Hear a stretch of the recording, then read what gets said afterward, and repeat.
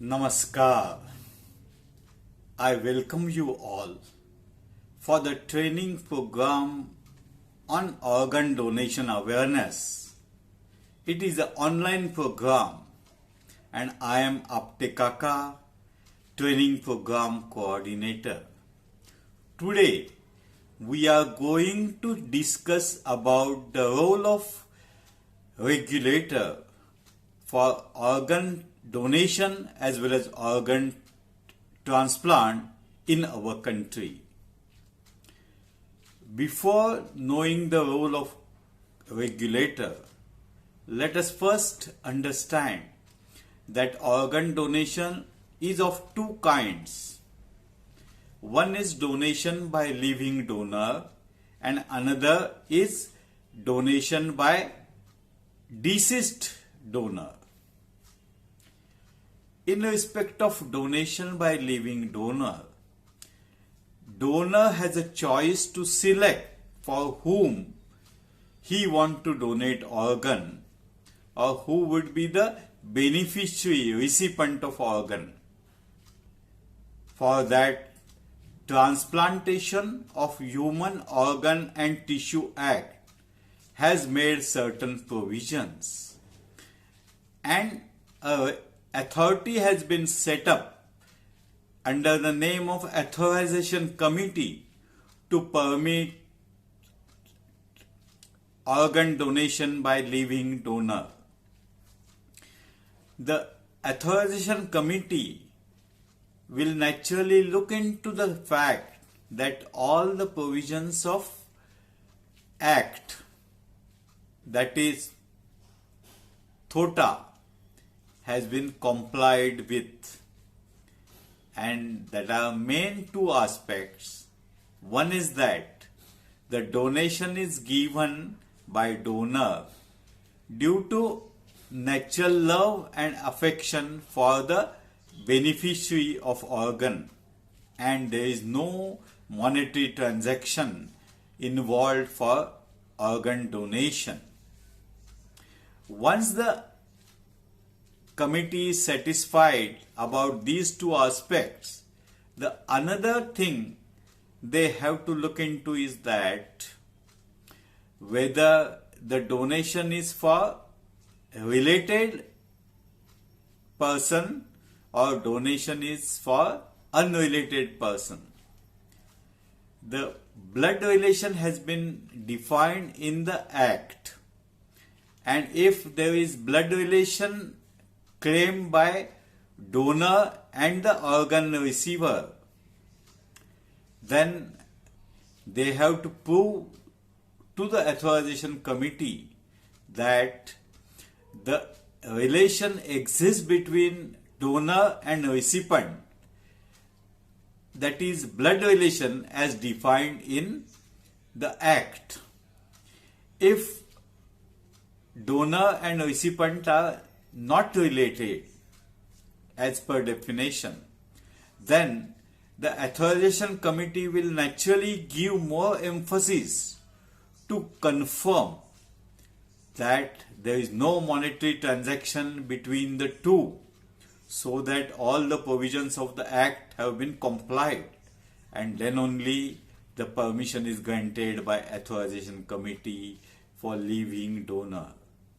Another type of organ donation is donation by deceased donor. Deceased means a person who is dead. Naturally, the donation, consent for the donation and donation will be offered by relatives of deceased person.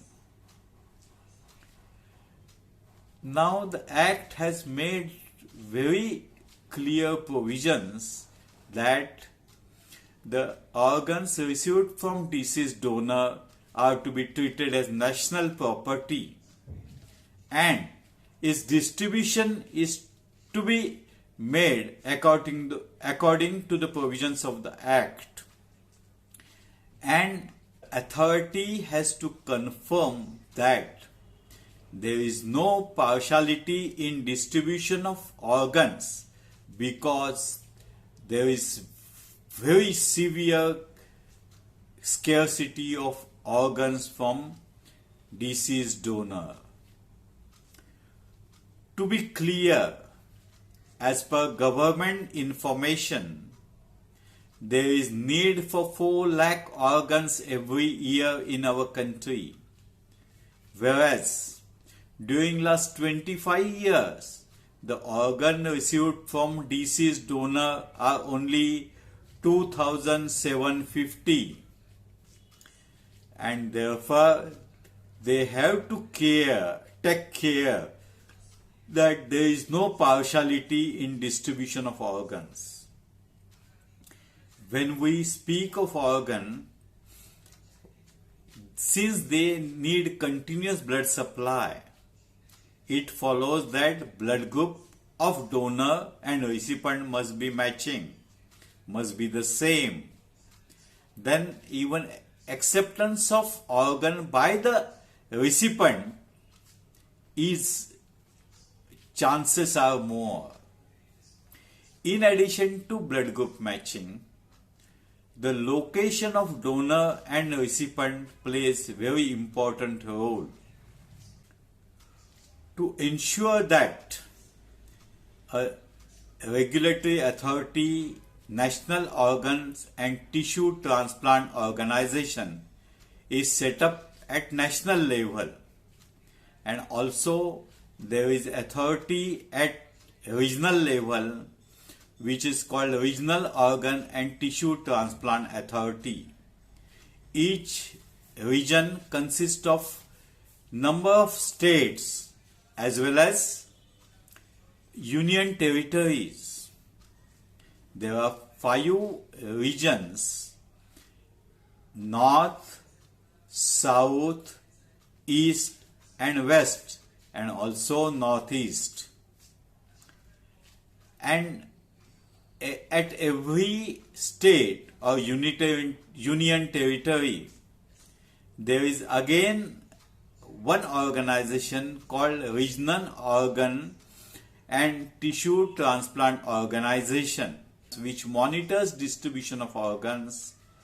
And within state of Maharashtra, there are 4 more authorities set up called Zonal Transplant Coordination Center, ZTCC. They are situated at Mumbai, Pune, Nagpur and Aurangabad. And they ensure that recipient within the location, within the jurisdiction of that particular ZTCC gets organ on priority.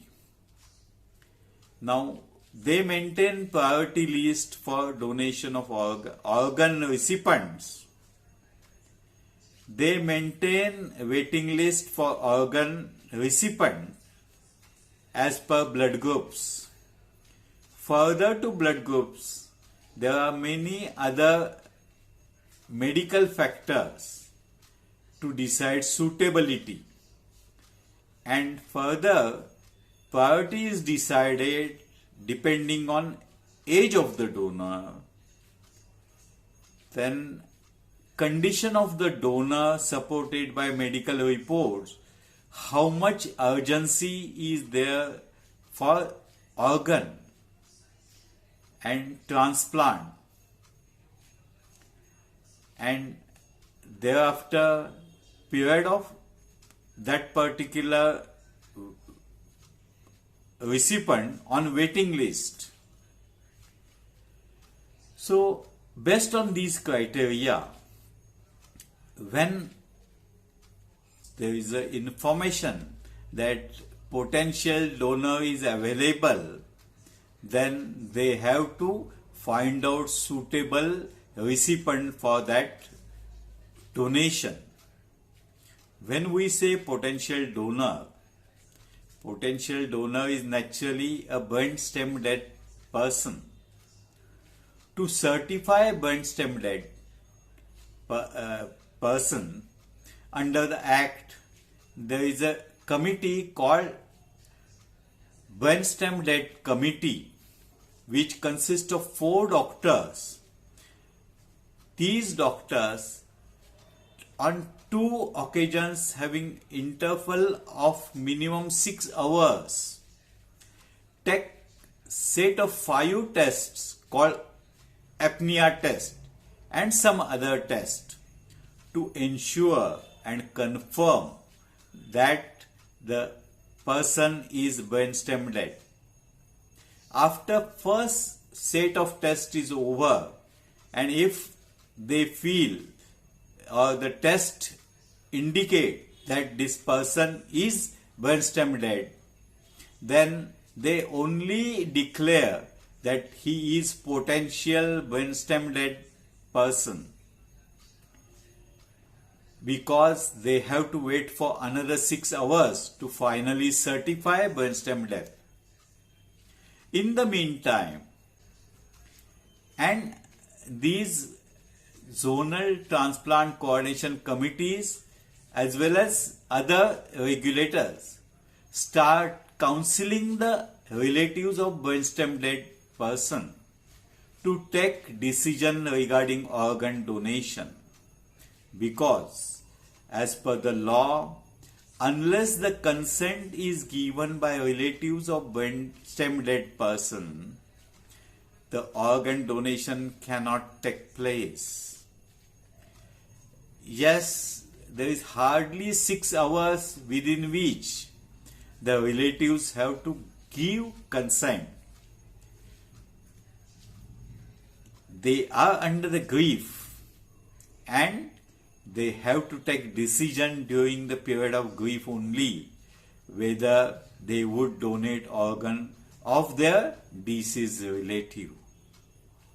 Once the consent is given and second test taken, set of test, apnea test taken after 6 hours, confirm that the person is brainstem dead, then it is certified as brainstem dead person, and then only organ procurement agencies play the role, provided consent is received for organ donation.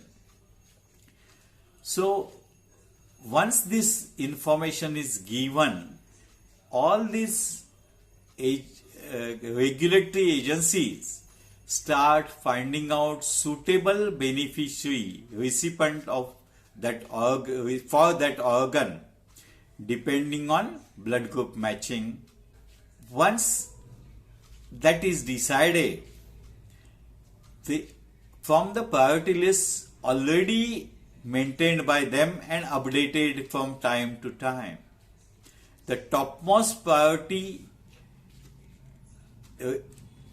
waiting list patient is consulted whether he is available for transplant, because it may happen that though he is on top priority, the particular patient may not be available for immediate transplant, because for transplant we have very short period. Transplant is to be performed during the life of particular organ, which differs from organ to organ. For heart and lungs, it is 4 hours. For liver, it can be 6 to 8 hours. And for kidney, it can be 12 to 24 hours. And the life of organ, when we say it is 4 hours for heart, the time starts counting from the moment that particular organ, that is heart, is retrieved from donor's body, and final it is transplanted to recipient's body. During the entire period, logistics constraints are to be taken care, and organ is to be shifted from place of donor to the place of beneficiary, and transplant is to be performed. That is why all the decisions about suitability of donor are to be taken on top priority. In case suitable recipient is not available within jurisdiction of the ZTCC where the donor is situated, then the organ is passed on to state organization SOTO for distribution within the state in different ZTCCs. Again, same criteria for priority is to be followed, but it will be at state level. In case even at state level, suitable recipient is not available, then the distribution of organ from state level is passed on to regional level, so that regional level ROTO can decide and monitor distribution of organ within all the states connected and covered within the jurisdiction of that ROTO. In case even at regional level suitable recipient for the organ is not found, then the distribution of organ is passed on by ROTO to NOTO for distribution at national level. So these all the things are to be done against the time, because during entire period the donor, which is called cadaver now because it is a deceased donor, the cadaver maintenance is to be done exactly as per norms, and exactly all cares are taken as if care is taken regarding living person, living patient.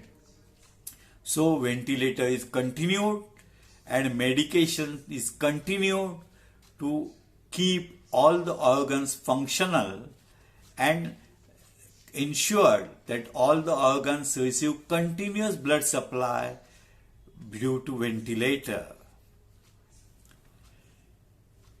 Now today we have seen the role of regulator at various levels to ensure that there is no partiality in distribution of organ received from deceased donor.